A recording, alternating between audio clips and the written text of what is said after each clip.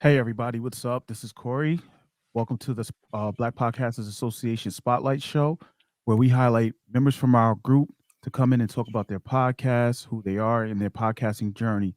Tonight, I have Mr. Joseph Harkless of, sorry, The Thursday, her Thursday, the Thursday podcast. I keep the twisting Thursday that up. Thursday. Podcast. So, I've been practicing that all day, and I keep twisting it.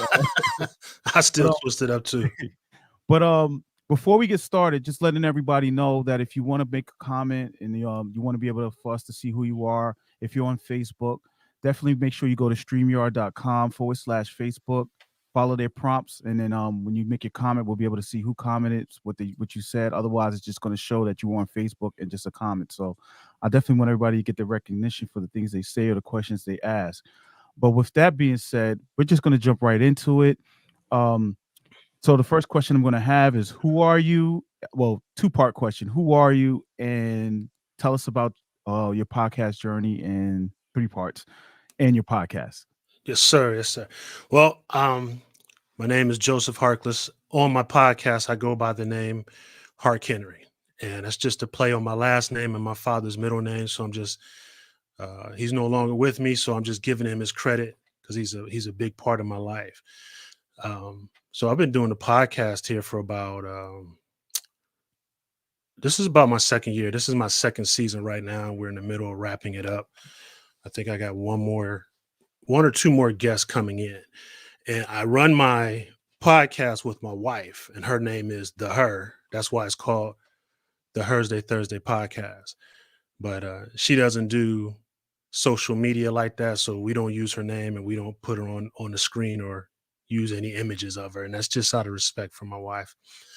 Um, on my podcast, what we talk about is a lot about relationships, mental health, and personal things. We try to help people get to the next chapters in their life, whatever it might be.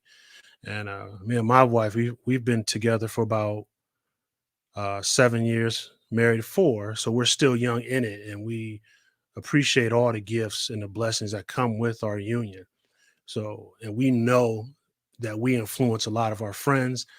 So, I wanted to make a platform for us where, number one, where we can spend more time together, which is really the reason why it was started. And two, just to share um, our blessing with everybody else, and remind everybody your relationship's not going to be like ours, but we're just trying to show people how to build, how to improve themselves spiritually, personally, and mentally, and some of the signs and some of the things to look for, because today there's a lot of people and a lot of shows who are making getting notice, giving off bad information about marriage and relationships. And for our community, that's very it's a bad take, because it's like we're struggling with our own people to sustain relationships with each other. It's in the music, it's in the images, it's in these reality shows, and some people think that's how our relationships function. So we try to build a podcast to show people that's not how it functions, and we talk to different people about their relationships, and we talk to them about um, being a submissive wife and what that means, because a lot of people do not understand what a submissive wife means, and we take that straight from the Bible. Ephesians, I believe, is chapter 22 verse 33. I could be wrong. And we also discussed the 5 love languages.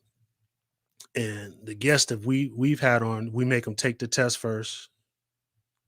They can't talk about the results till they come on the show. And we've had a few people like, I didn't even know that about him, and I didn't know that about her. So we've helped them take their relationship to another level, because at that moment they just learned something new. And like I said, we do mental health. We talk to people who are single. My best friend was on a couple weeks ago, who's been divorced for 8 years, and he told me he's just not ready to talk about his divorce. And we talked about uh, mental health between Black men, because we're from our era. We're not supposed to do that. We're not supposed to share our feelings and things like that. but it's necessary to express yourself, and we can't be shunned by anybody else for doing that. And I had a female friend of mine who came on, and we talked to her about being single, secure, and strong.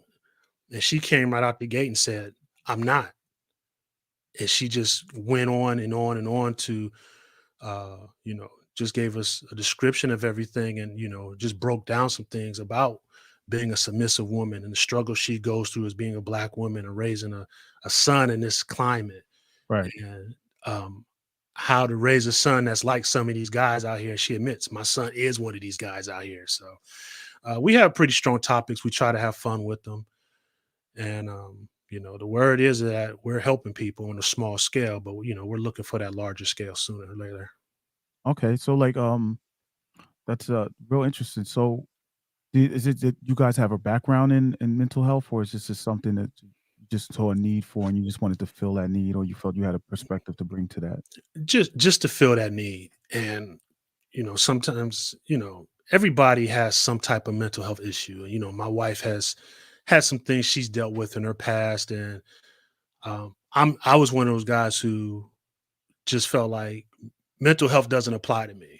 There's Right. nothing wrong with me ever. But when I lost my dad, I figured out there was a lot wrong with me. And there's a lot of things that I had to address personally. I had to look at myself in the mirror and just kind of figure some things out, like what's my place and my position now that he's gone. So those are just some things. I've had some brief bouts with depression, uh, but I have an artistic mindset, so I've been able to write in my past to get out of those things. And the podcast is starting to replace that and help me with that.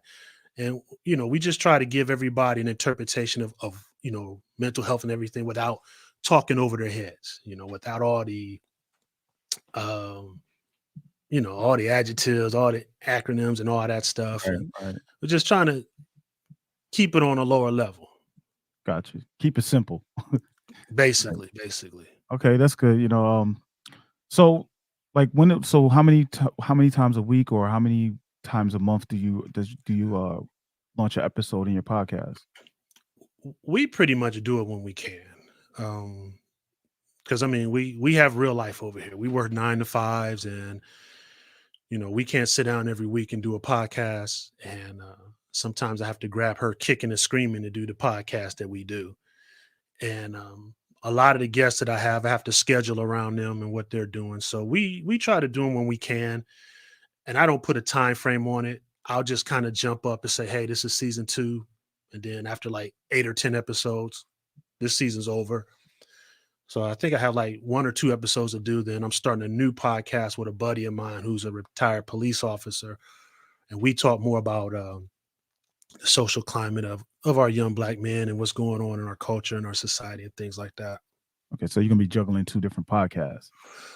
Yeah, but I don't juggle them at the same time. So Okay. once this ends, we'll start on that one. We'll do a couple episodes, and then I'll get back to this. All right. And in between that, also, me and my wife, we do 3 online radio shows. So Oh, you gotta yeah, be busy. so that's every week. So the podcast, even though we love it, we kind of work on it. Our we do our studies, research on what our topics are going to be before we jump on the mic with it. Okay, that's cool. So your three state radio stations or shows that you do, what are those about? Are they in line with your podcast or they're completely different? No, no, no. Two of them are gospel stations, and one is just like we play gospel, R&B, hip hop, jazz, and soul. So just pretty much anything. And we have segments on there. We have fun. She does trending topics. I bring a lot of my friends on to play characters. Like I have Pastor Pete.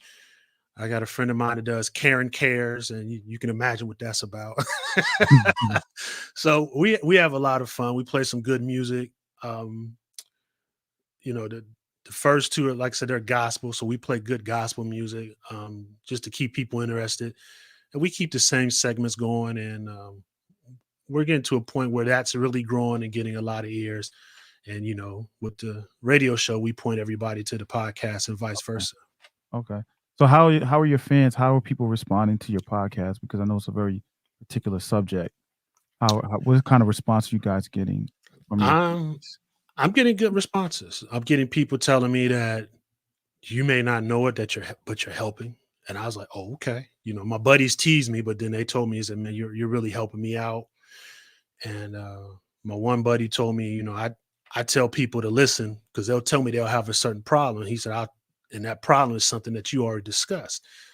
And he said, Right. I'll tell them to go listen, and they'll tell me that that really helped them out. So we're getting a lot of good feedback.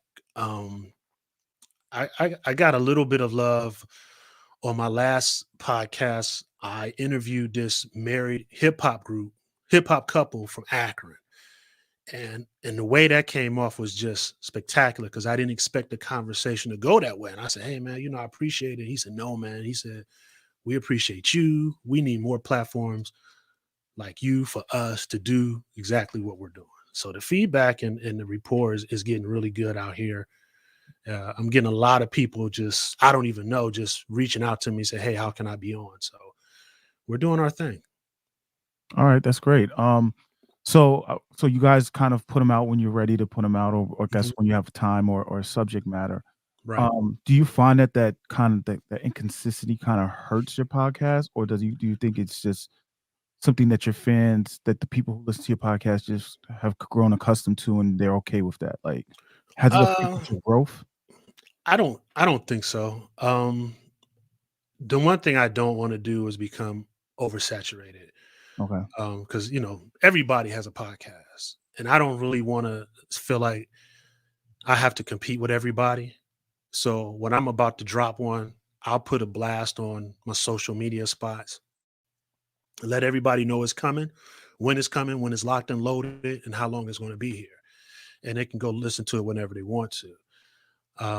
I think that works for everybody because even though I have a lot of friends, I don't think a lot of them like me. So I don't think they want to hear my voice every week. So yeah, I think what we're doing is pretty good. All right, that's cool. Because I think sometimes in the podcasting space, we tend to put pressure on ourselves Right, of trying to figure out, you know, it's a part of what you can do and what your listeners want, and right, finding that proper balance. So, I mean, if that's what your fans like and they've grown accustomed to it, and that's something I talk to my clients about. Like, just got to figure out what works for you. right. Um, does consistency help depending on your goals? Yes. Yeah. Um, but that's good. So I got a couple more questions. Last question I want to ask you though is, how has your podcast helped you and your wife? Because I know, I mean, you're having conversations with other people. hmm How has it helped you with your personal relationship, if you don't mind talking briefly? Um, Me and my wife, we have a great relationship, and I think it's just taking us to the next level because we had to take the five love languages test before we gave it to everybody else. And Right. there's things about each of us that we didn't know. So it strengthens us because we communicate anyway, and we can have these conversations that we're putting out there, and it helps us before and after because if I come up with a topic, I have to discuss it with her first. I'm like, are you comfortable with this topic? And we'll discuss it. And if she's not comfortable with the topic, either I'll do it myself or I just won't do it. So we have understanding of what the podcast is, and I have to understand what she's comfortable with, what she's comfortable with, and what her space is. So it's made us stronger every time we do it. Even the radio show, it just makes us strong every day because we have fun doing it. Okay, that's good. Um, so I'm gonna wrap this up in a few. I just two questions. The first question I have is, what does it mean to you to be a black podcaster, or to come from our community? What does podcasting mean for you? Uh, Podcast means having that platform, having that voice. Because in the podcast space, you can do whatever you want. You're not restricted like you are with the with radio.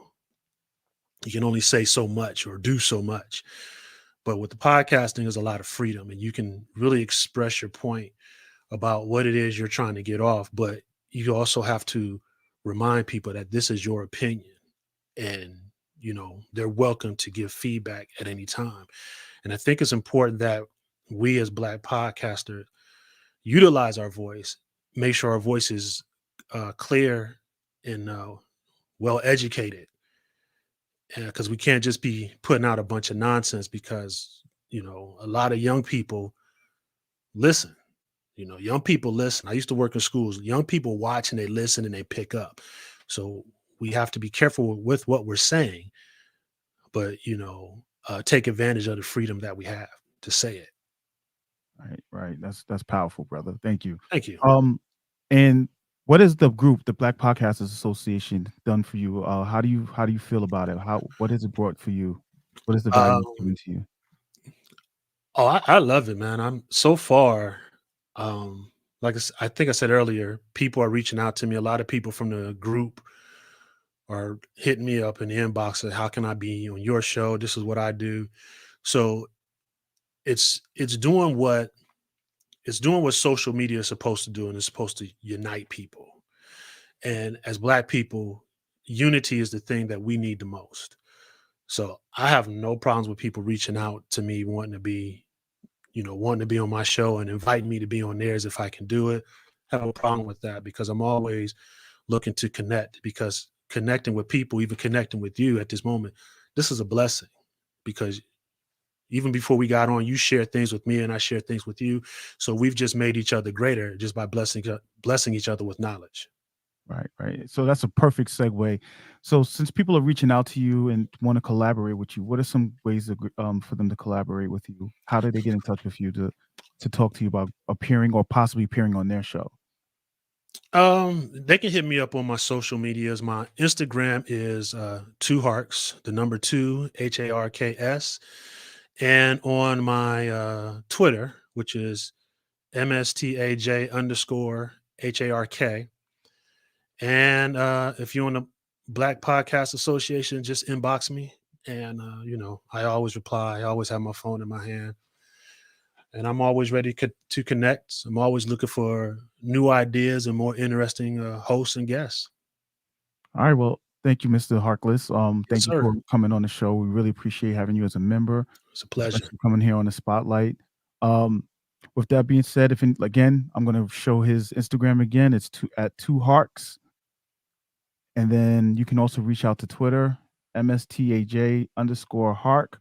Thank you again. We wish you a Yes, good sir. evening, and we'll definitely talk to you in the group and continue sharing your experiences with us. And thank you again.